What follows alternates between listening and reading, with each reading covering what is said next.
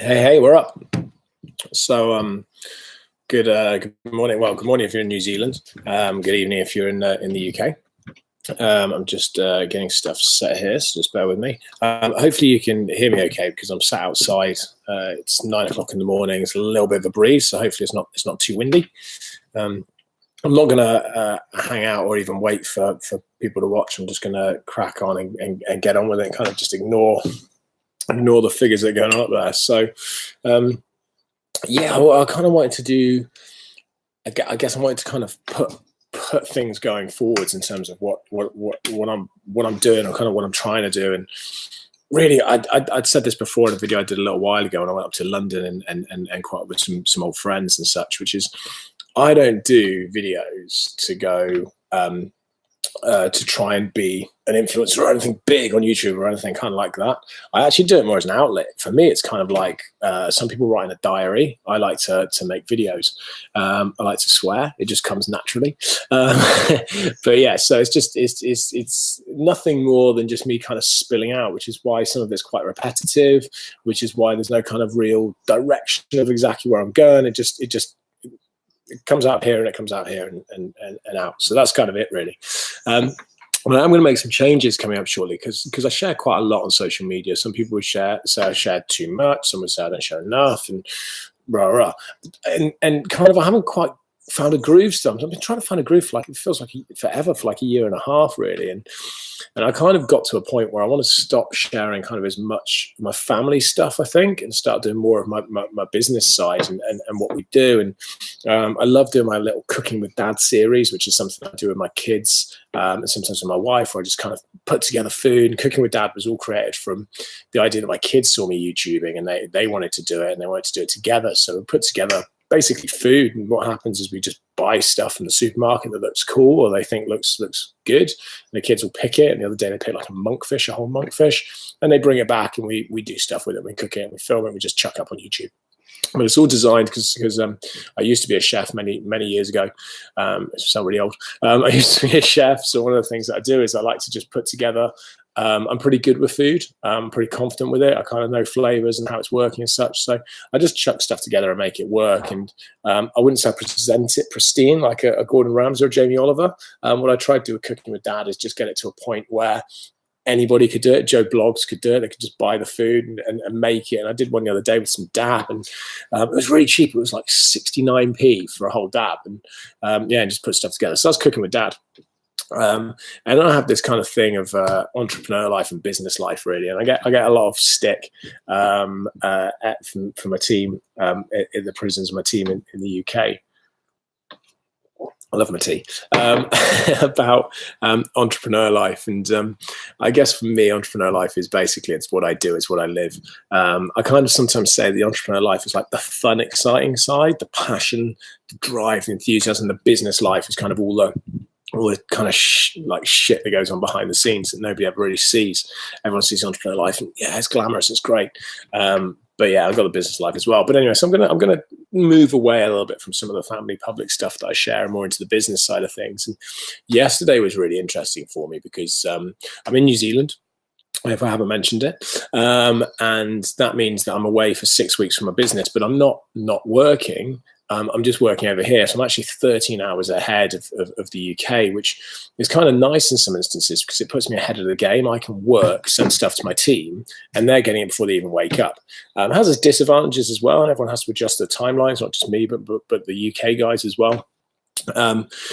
But yeah, so I'm still very much working. And yesterday I had a day on finance. I had to very much catch up on finance and pay some bills. So if anybody we're money to is watching, they'll be pleased to know that we paid their bills yesterday. And today I'm very much concentrating on marketing. And normally what I do in a day at work is I listen to some music. So yesterday I chucked my headphones in. We homeschool our kids, so they're working opposite end of the table with my wife, and chuck my headphones in. I was just going to listen to Spotify, basically some soundtracks. I thought, you know what, I'm going to do it differently. And yesterday, I basically just chucked on Gary Vaynerchuk, Gary V videos, and just had them kind of rolling in the background. I was listening to them. I wasn't really watching it. Just listened to different bits through episode after episode. And it's some really interesting stuff. I mean, I love Gary V. I really do. I think he's very passionate. He's very eloquent in the way that he delivers. And I think his passion that kind of drives through, and that's why people love it and they follow. And and it's great. And it became apparent to me yesterday when I was doing the finance. So basically, I was paying bills, I was doing recs and inputting invoices, and I was just like, do you know what? Our business is now too big for me to do this. And why the fuck am I doing it? Why the fuck am I inputting invoices and doing recs? And I kind of really had to get my head around it, because fundamentally I'm the one that controls that. So I was just like, do you know what? I need to ship this to somebody else. And that's one of the things I'm going to do. Is one of the big things I'm going to do is I'm going to get rid of that.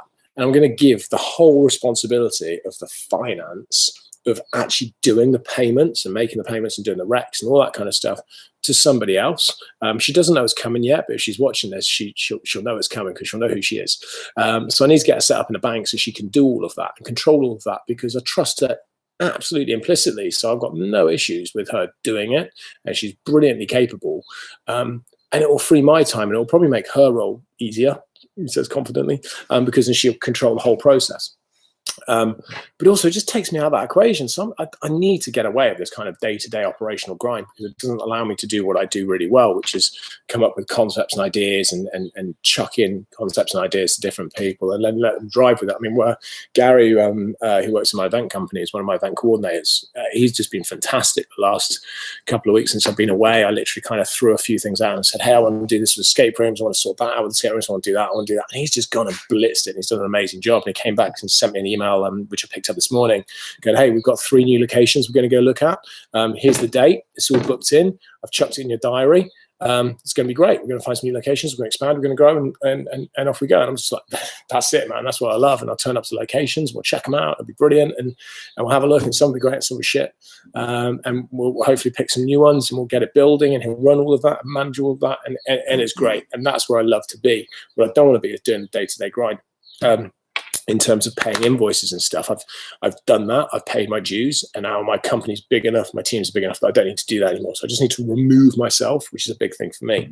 But anyway, like I said, I've not really planned this. I was watching actually just a few minutes ago. I just pull it up on my phone. I was watching just got out of the shower a new Gary Vee video. Which he only put up a couple of days ago. It's already had a lot of views, but about calling a dude who needs to get his mind rewired. It's about a guy called Jeffrey on the phone, and this is a big thing for me. Jeffrey's issue, basically, from what I was listening to, was he wants the results, he wants the money and the panache, and he wants the followers, and he wants all that kind of stuff. But he doesn't want to put in the hard yards. He doesn't want to put in the work. And he just comes up with the cliches and the excuses I hear all the time. And I was just like, God, man, this guy just wants to fucking get on it. Like, that's it. And it's not a case of like, what I would normally say is grow up here, put your trousers on, man up. Rah, rah, rah. It's not. It's just get up and bloody do it. And that's the big thing for me. It's just people getting up and cracking on and moving forwards. And that might be that, it's great if you're just perfectly content.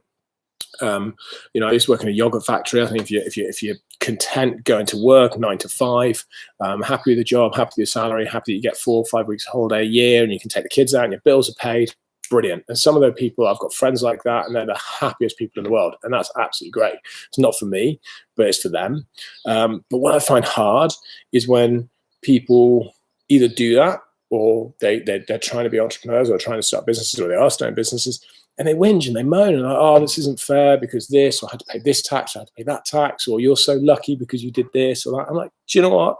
Take that shit away from me. I do not want to hear that shit. And I've got to a point now where I've been arguing it, and like I've been trying to kind of work around it. And when people are like, oh, well, this happened because of this, and this happened because of that, or I couldn't do this because, I had to go here because, I'm trying to think of these like reasons out of my head. There's so bloody many of them I hear on a day-to-day basis. I can't do this because I'm going shopping, or I can't do this because I couldn't afford to buy that food or pay that rent because I got this new tattoo, or whatever it is type of stuff. There's always something.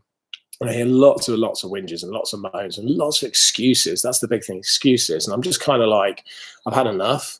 So whereas I would try and like, sometimes I would discuss it with people, sometimes I'd be, hey, like, what are you doing? I'm just going to step back from it, I think, and I'm just going to move away from it and remove myself from that environment. There's been a few times in my life, and some people will recognize this and others won't, that during your life, you go through periods, and sometimes you'll change the group you associate with. And I used to associate with a number of different groups. I can remember a very clear period in my life where I was associating with a lot of people that were doing a lot of drugs. They were going out partying a lot, and I just didn't want to do that anymore. I just wanted to be, I wanted to be in my own business world. I wanted to be, moving forwards. I wanted to be doing the grind and all that kind of stuff. So I completely disassociated myself from the group, and I just removed myself completely. And I had to cut off a lot of friends out of my life and change and move forward so I could do what I wanted to do. And I did that without any kind of thought about what they would think about me or how they would take it. I just did it because it was important for me. And that's kind of a key thing. And that's what I'm going to start doing with people that are making the excuses. I'm just not even going to entertain it. I'm just going to move on. If they want advice or help, then ask. And I'll give it quite happily. Anybody that knows me knows I love to talk, you can tell.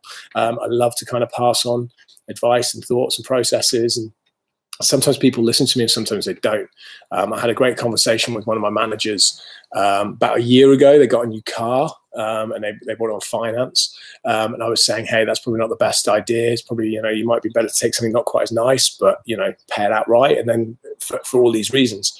And they're like, no, that's the best deal. And sure enough, a year later, they're back going, I've had to get another car and I'm paying it outright. And this is the reason why. And, but their life had changed. And I think that was the key thing. And I wasn't trying to preach to them. I was just trying to pass on some knowledge and some things I picked up. So, and it's ego, I guess, because all I hear all the time again is people telling me about my ego and how arrogant I am, how egotistical I am, and how I just like to big myself up, rah, rah, rah, rah. And to be honest, I've stopped giving a shit about that as well, because the fundamental is that I've had some real losses in life, like business and personal. I've had some real gains and some real wins, and I'm not preaching from a position of I grew up with nothing and I started from nothing, because that's not true. I'm very much a middle-class child. I come from a family that was not, rich, but, didn't struggle. I've always been in a family that's owned their own home. I've never had to worry about where my next meal's coming from. I did at one point in my life, but that was my own concern. That was my own doing. So, I've not been, that kind of element. So I'd be lying if I said I was, but, I work really hard and I've got a strong work ethic, and I've lost my train of thought, and that's kind of what happens when I do it like this. But it's, the ego side is, like I said, I've not come from nothing, but I've built everything I have. I've not been given, the money to do it. And, I've been £70,000 in debt, literally £70,000 in debt, risk of losing my house, not able to really eat, young family, so me and my wife and a very young baby, and what to do. And we chucked all in. I chucked all in behind my prison business, not knowing, well, I knew it would work, but there's a lot of risk to it with nothing, actually 70 grand less than nothing. And 3.5 years later now, I sit here, and I've grown a business that's now 1.2 million in turnover. It's making good profits. And it's going to grow, and we've just secured what we thought originally was a year. We've just secured like the next 10, 15 years in our jail world, and that's only going to go on, and that's going to expand, and our event company's expanding. I'm in New Zealand at the moment, seeing my in-laws, but also looking at different opportunities, and that's going to grow. And that's one of the big things for me for 2019, certainly from sort of April, May onwards, is starting to look at other things we're going to get involved in. That's really exciting for me. So, that's kind of, I guess, where the ego comes from. Is it's not an ego. It's just the reality of, this is what I do and this is who I am. And some people like it and they're happy with it, and some people don't. And that's just it, really. And it comes down to, I think, motivation. I find that the people that will say that I'm most egotistical, or people that hate it the most and hate that drive, that they'll watch the videos like Gary Vee and Tony Robbins, and there's loads of different people out there. There's just two I'm picking on, and I go, oh yeah, that's amazing. I'd love to be able to do that, but I'll never be able to do it. Well, why can't you do it? It's because you haven't got the motivation. You haven't got to get up and go to do it. You're going to find reasons why you can't do it, rather than going, what's the next step to that goal? Like, where am I going? That's the end goal up there. This path isn't written, and it's going to move, and it's going to go left and right and up and down all over the bloody place. But that's the goal, and that's what you got to keep firmly in your mind. But what people do is they stick all these barriers in the way. So I can't start a company because I've got no idea about paying staff. I'll never be able to afford the pensions. There's no point in starting a company because at the end of the year, I've got to pay all these taxes and corporation tax and business rates and rah, rah, rah.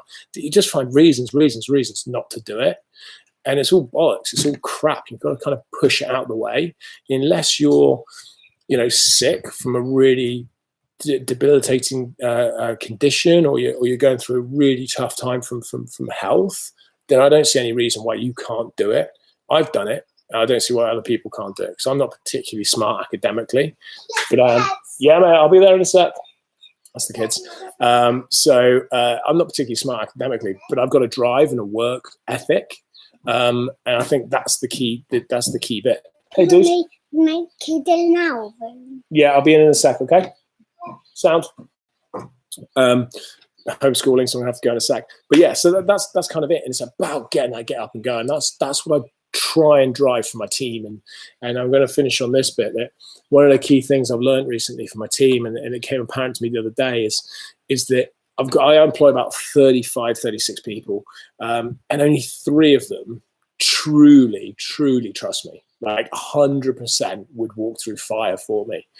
3 of them, definitely, absolutely, categorically, definitely. There might be a few more in there, but there's definitely no less than 3. So I know there's definitely 3, and I'm kind of smiling because I shouldn't be, but it's kind of a realization. This is it. This is the realization for me, and I've got to flip that. That means that 10% of my company absolutely trust me and believe in me and what I'm doing and what they're doing, and that they'd walk through fire for me.